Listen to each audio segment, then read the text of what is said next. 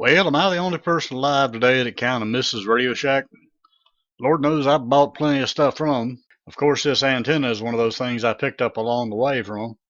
This one dates back many years before HDTV, and of course it has a VHF portion as well as a UHF portion. VHF portion isn't worth very much anymore, but the UHF portion definitely can help you with your reception. For well over a year now, I've been having problems with some stations pixelating on me and seeming to take a long time to come up, just like they were downloading. And I used to think it was the station. And then, well, I started thinking, well, maybe it's time to take a look at the antenna. And here's what I found. As you can see here in this particular antenna, the knob on the right just rotates the antenna. It's the knob on the left that I'm interested in. This one does a selection in there to select varying circuits for amplification. On closer inspection, things are looking a little bit ragged here, like things may need to be cleaned up, and maybe this is where my reception problems are originating from. After popping the switch loose from the little plastic connectors that were holding it down and turning it over, things don't look too much better on the other side.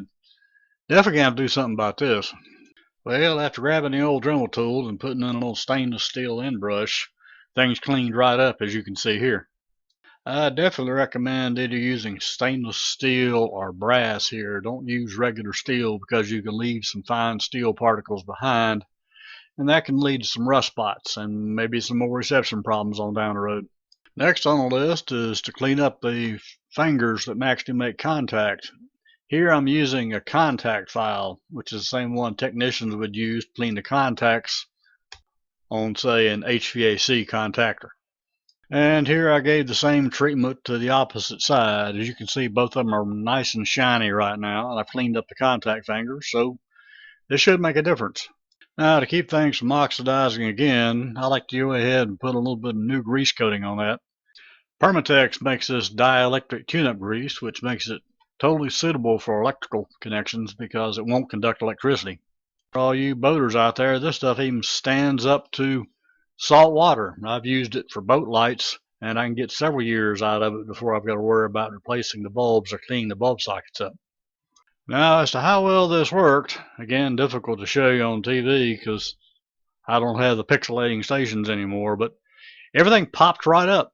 I mean, everything's clear. I get instant reception when I change to a new channel.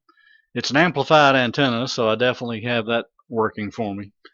My advice here is if your antenna doesn't seem to be up to snuff and you know the amplifier has power, you might want to take a look at these switches just to make sure they don't need cleaning up like mine did. Thanks for watching. Hope you found this video both interesting and useful and you learned something today. If you did, consider giving me a like and consider subscribing. I got a lot more stuff coming. I believe you're going to see a few things on down the road. Until we cross paths again, we'll see you on the next video.